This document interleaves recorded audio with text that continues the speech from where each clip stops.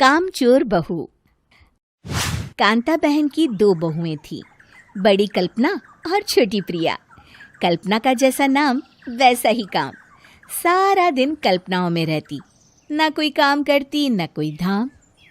अरे कल्पना बहू, जरा अच्छी सी चटनी पीस दे, आज कुछ मजेदार खाने का मन है। पेट में जलन हो जाएगी माँ जी बुढ़ापे में, और वैसे भी मेरा काम करने का वक्त शाम का है, अब प्रिया को ही बोल दो। इतना कहकर कल्पना वहां से चली जाती है। कांता कल्पना के ऐसे रवैये से काफी परेशान रहती हैं। मैं बना देती हूँ माँ चटनी। ऐसा बोलकर प्रिया माँ को चटनी बनाकर प्लेट में खाने को देती है कि तभी वहां कल्पना आ जाती है। अरे वाह चटनी, जरा चख कर तो देखूं, बड़े दिन हो गए। अरे नहीं बहू, तू तो रहने ही दे चटनी खाना, पेट में जलन हो जाएगी।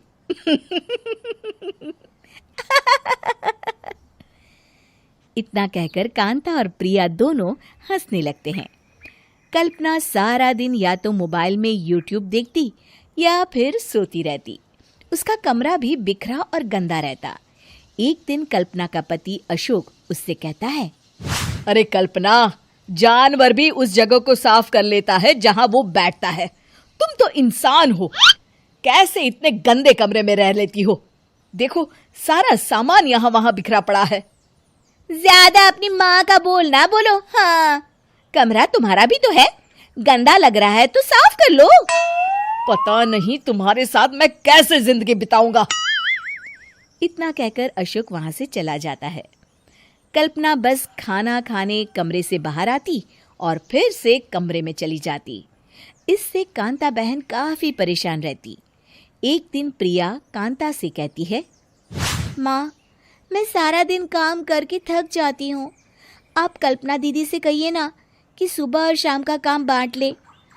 मैं तो अब सिर्फ एक वक्त का ही काम करूँगी। हाँ।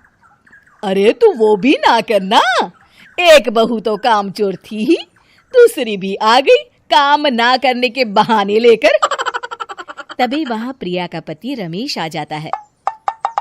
माँ, मैं देख रहा हूँ भाभी कोई काम नहीं करती, प्रिया सारा दिन घर और रसोई का काम करती है, अब कुछ करो ना माँ।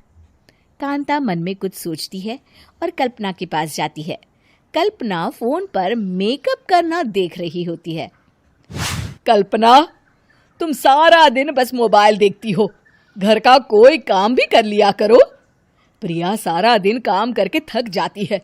आज से मैंने फैसला किया है, एक वक्त का काम तुम करोगी, सुबह का खाना तुम बनाओगी और रात का प्रिया। आप लोगों ने काम को हवा बना रखा है। अरे पता नहीं थोड़ा सा ज्यादा काम करने में आप लोग घबरा क्यों जाते हैं। और हाँ, बहुत ज्यादा प्रिया की तारीफ मत करिए मेरे सामने, बड़ी बहू तो मैं ही रहूंगी। मैं कुछ नहीं जानती, कल सुबह मुझे वक्त से खाना चाहिए, रसोई में आ जाना, वरना कल से तुझे खाना नहीं मिलेगा। अगली सुबह कल्पना रसोई में नहीं आती है। वो देर से सोकर उठती है और बाहर आकर कहती है,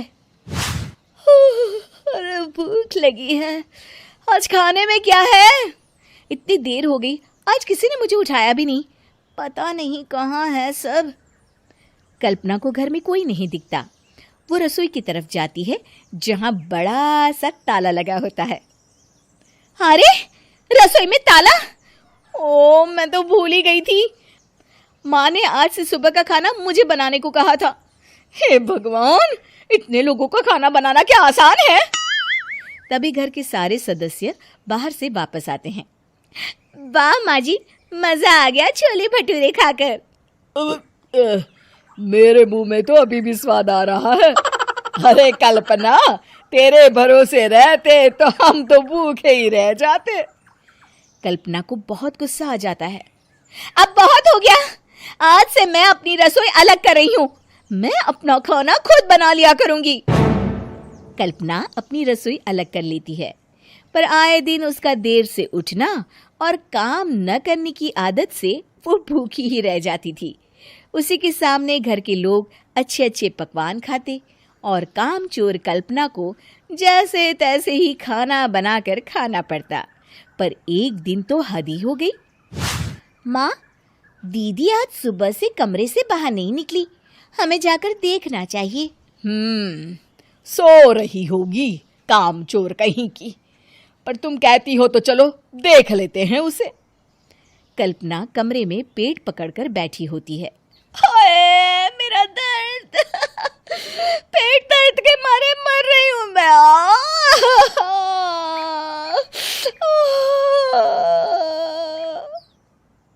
अरे दीदी, क्या हुआ? पेट में दर्द क्यों हो रहा है? डॉक्टर को दिखाया आपने? माँ, कल्पना खड़ी होती है और माँ जी के पास आती है। मुझे माफ कर दीजिए, अब से मैं सारे काम में मदद करूंगी, कभी आलस और काम चोरी नहीं करूंगी। हाँ हाँ, वो तो ठीक है, लेकिन अचानक क्या हो गया जो तू काम करने को तैयार हो गई? कामचोर कल्पना। माँ, लगातार बासी और उल्टा पुल्टा खाना खाने के कारण मेरे पेट में इन्फेक्शन हो गया है। काम न करना पड़े इसलिए मैं 2 दिन का खाना एक दिन ही बना लेती थी। बासी और खराब खाना खाने के कारण लेने के देने पड़ गए। पेट में दर्द हो रहा है। चलो अच्छा हुआ, देर आए दुरुस्त आए।